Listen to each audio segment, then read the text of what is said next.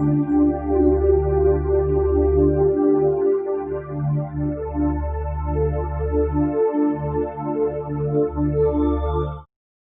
शांति। श्रीमद् भगवद गीता के अध्यायों में जैसे जैसे हम आगे बढ़ते जा रहे हैं, हर अध्याय जैसे गुह्य से गुह्य रहस्य को स्पष्ट करता जा रहा है और एक एक बात जैसे जैसे समझ में आने लगती है, वैसे वैसे अंदर में एक आत्म तृप्ति का अनुभव करते हैं और कभी कभी ये भी महसूस करते हैं कि धन्य है जो हमें कम से कम इस जीवन के अंदर ये रहस्य का तो पता चला। बाकी कई ऐसे लोग हैं जो ये रहस्य को भी समझ नहीं पाएंगे। आज का जो अध्याय है 12वां अध्याय, जिसमें भक्ति योग, पहले ही हमने देखा कि भक्ति का सही मतलब क्या है। भक्ति माना अनन्य भाव ईश्वर के प्रति, और जब ऐसे अनन्य भाव मन के अंदर जागृत होता है, यथार्थ भक्ति ही है। पूजा पाठ मंत्र ये सब जो है, ये एक सपोर्ट है मन को एकाग्र करने के लिए, क्योंकि मनुष्य का मन इतना विचलित होता है कि ये विचलित मन को शांत करने के लिए कोई ना कोई साधन जरूर चाहिए। इसीलिए ये साधन हम सभी ने अपनाए। कोई भी साधना में 3 चीज जरूर आवश्यक है। पहली बात, साधक चाहिए। दूसरा, साध्य चाहिए। और तीसरा, साधन चाहिए। जब ये तीनों है तब यथार्थ साधना होती है। साधक हम स्वयं हैं, साध्य वो परमात्मा है, और साधन है मन। मन ईश्वर की सबसे सुंदर देन है, क्योंकि उसी के माध्यम से हम टेलीपैथिक कनेक्शन उसके साथ जोड़ सकते हैं। आप लोग ने जीवन में कई बार अनुभव किया होगा कि जब किसी व्यक्ति को याद करते हैं और वो व्यक्ति पहुंच जाता है या उसका फोन आ जाता है, इतनी खुशी होती है कि हमने याद किया और तुरंत रिस्पॉन्स मिला। उस व्यक्ति से अगर पूछा जाए आपने कैसे कॉल कर लिया, तो वो यही कहेगा बस आपकी याद आ गई। लेकिन इसी को ही कहा जाता है टेलीपैथिक कनेक्शन, और यही माध्यम है ईश्वर के साथ भी अपने आप को कनेक्ट करने का। क्योंकि यहां कोई फिजिकल कनेक्शन की बात नहीं है। लोगों ने अपने चंचल मन को लगाने के लिए साधन अनेक अपनाए। स्थूल में पूजा करना, पाठ करना, मंत्र जाप करना, ये अनेक साधन अपनाए कि थोड़ी देर के लिए भी मन लगे। लेकिन ह्यूमन माइंड, मनुष्य का मन इज हाइपर क्रिएटिव, इतना रचनात्मक है कि उसको कोई भी मोनोटोनस प्रोसेस में अगर लगा दिया जाए तो ऊब जाता है। और इसीलिए कई बार कई लोग हमसे भी पूछते हैं कि बहन जी, ये राजयोग के अंदर कोई मंत्र जाप नहीं है? ओम नमः शिवाय ही दे दो, ये मंत्र दे दो तो हम जपते रहे। लेकिन मंत्र का अर्थ क्या है? मंत्र शब्द से मंत्री शब्द निकला है। मंत्री माना सलाहकार, तो मंत्र माना सलाह। मन को दी गई सलाह कि तुम ओम नमः शिवाय जप, उसको एंगेज किया ताकि वो भटकना बंद करे, इसलिए एंगेज करते हैं। और तब कई बार कई लोग ओम नमः शिवाय जपते भी है, कुछ समय तक तो बहुत अच्छे से जप लेते हैं, कुछ समय के बाद देखते हैं कि ये इफेक्टिव नहीं रहा। ये जिह्वा है ना, ये जिह्वा को भी रोज वैरायटी टेस्ट का खाना चाहिए।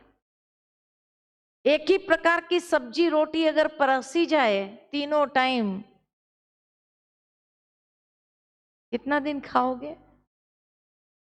2-4 दिन खा लिया, उसके बाद पूछेंगे भाई और कुछ मिलेगा या यही है?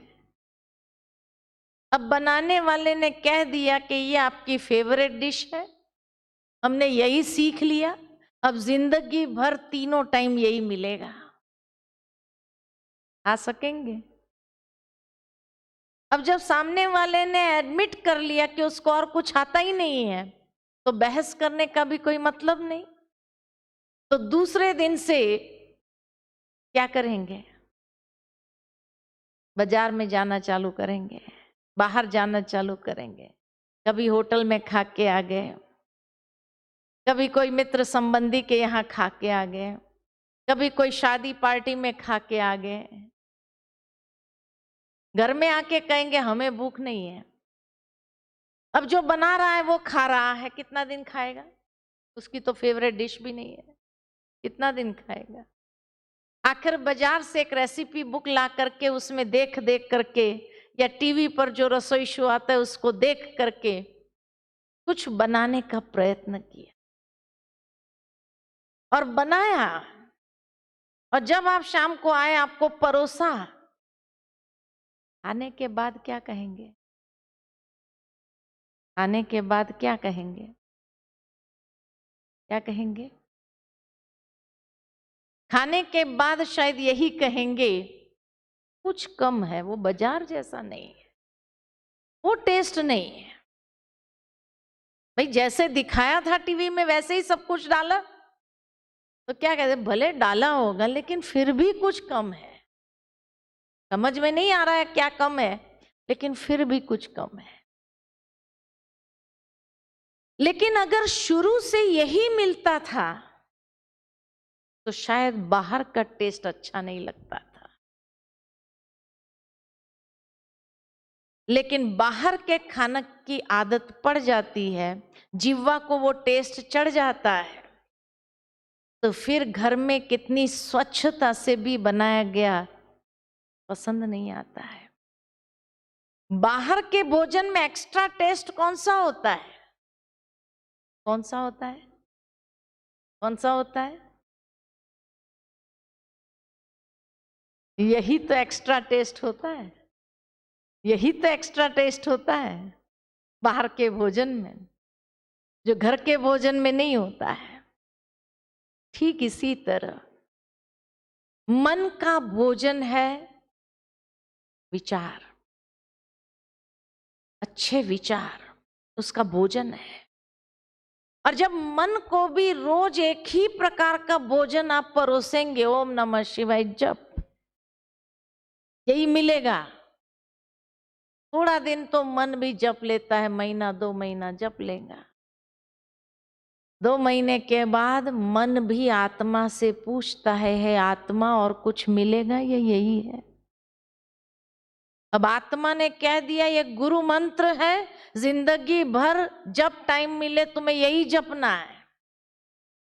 अब मन ने समझ लिया कि सारी जिंदगी तो ये खाया नहीं जाएगा, तो मन क्या करता है? मन मुख से कहता है, मुख तू जपता रहे, मैं थोड़ा घूम के आता हूं। इसलिए मुख बोलता जाता है, हाथ में माला होंगी, मुख बोल रहा होगा ओम नमः शिवाय, ओम नमः शिवाय, ओम नमः शिवाय, ओम नमः, और मन देखो तो बाहर चक्कर काट रहा है, कौन आया कौन गया, क्या हो रहा है, वहां क्या हो रहा है, उसको क्या होगा, अनेक विचारों में भटकना, क्योंकि उसमें उसको टेस्ट आ रहा है। अब ये फालतू चिंतन का टेस्ट एक बार अगर चढ़ जाए तो फिर कितना भी अच्छा चिंतन दो, बोरिंग लगता है। इसलिए आजकल की दुनिया के अंदर आध्यात्मिक विचार लोगों को बोरिंग लगता है, टेस्ट नहीं आता है, क्योंकि टेस्ट कुछ और चढ़ गया है। लेकिन पिछले 3 दिन से जब आप आध्यात्मिक बातें तीनों टाइम, मजा आ रहा है कि नहीं आ रहा है? अच्छा लग रहा है, टेस्टी लग रहा है, मन जाता है बाहर? नहीं जाता है। क्यों? जो टेस्ट आ रहा है, आनंद आ रहा है। समझो अपने मन को, क्या चाहिए अपने मन को, और उस अनुसार परोसना आरंभ करें। क्योंकि कुछ समय तो वो बातें अच्छी लगेगी, लेकिन फिर मन को नवीनता चाहिए। और इसीलिए आध्यात्मिक ज्ञान ही वो स्रोत है जो हर दिन हमें नवीनता परोसते जाएंगे, और वो नवीनता में कभी उबेंगे नहीं। और इसीलिए भगवान अर्जुन को 12वें अध्याय के अंदर भक्ति योग, भक्ति भी एक योग है, परमात्मा के शुद्ध प्रेम को प्राप्त करने का सबसे सुगम एवं सर्वोच्च साधन भक्ति योग है। इस परम पथ का अनुकरण करने वालों में दिव्य गुण उत्पन्न होते हैं, दिव्यता सहज आने लगती है। प्रथम श्लोक से लेकर 8वें श्लोक तक निराकार या साकार की भक्ति श्रेष्ठ है। भक्ति का अर्थ एवं निराकार की भक्ति का अर्थ एवं निराकार की भक्ति में विघ्न, अवरोध क्या है? 9वें श्लोक से लेकर 12वें श्लोक तक यथार्थ भक्ति का मार्ग दर्शाया है। 13वें श्लोक से लेकर 20वें श्लोक तक भगवान के प्रिय जन के लक्षण बताए। और इस तरह अर्जुन का महत्वपूर्ण सवाल, अब जब उसको साकार और निराकार का भेद, अंतर पता चल गया कि परमात्मा निराकार है, ये साकार देवी देवताएं जो है ये दिव्य आत्माएं हैं, तो ये भेद मालूम पड़ा। अब वो भगवान से प्रश्न पूछता, प्रश्न की क्वालिटी बदल गई, अब एक जिज्ञासा वाली क्वालिटी है, जानना चाहता है। और इसलिए भगवान से पूछते हैं, जो हमारे मन में भी अब प्रश्न हो सकता है कि भगवान, आपकी अनन्य भक्ति में लगने वाले और अव्यक्त की उपासना में लगने वाले, इन दोनों में श्रेष्ठ कौन है? अर्थात साकार स्वरूप की भक्ति श्रेष्ठ है या निराकार स्वरूप की भक्ति श्रेष्ठ है? दोनों में कौन सी श्रेष्ठ है? भगवान ने कितना सुंदर उत्तर दिया, मुझ में मन लगाकर सदा योग युक्त होकर परम श्रद्धा से जो मेरी उपासना करते हैं, वे मेरे मत में सबसे उत्तम योगी है। मैं जो हूं, जैसा हूं, उस रूप में मुझे याद करो। अब तक साकार का आवरण इसीलिए लिया, साकार का सहारा इसलिए लिया क्योंकि हमें ज्ञान नहीं था, और इसीलिए साकार में निराकार को खोजने का प्रयत्न किया, या साकार में ही परमात्मा को खोजने का प्रयत्न किया, क्योंकि मनुष्य मन को आदत पड़ी हुई है इंसान को याद करने की, साकार चित्र को याद करने की।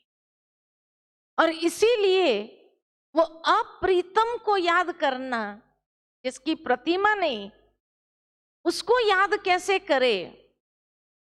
लेकिन भगवान कहते हैं जो हूं मैं, जैसा हूं उस रूप में अगर मुझे याद करोगे, अपने मन को योग युक्त करोगे, परम श्रद्धा से जो मेरी उपासना करते हैं, वो मेरे मत में सबसे उत्तम योगी है। वो उत्तम योगी है। सीधा सरल स्पष्ट जवाब दे दिया। अब उसमें विघ्न क्या आता है, अवरोध क्या आता है?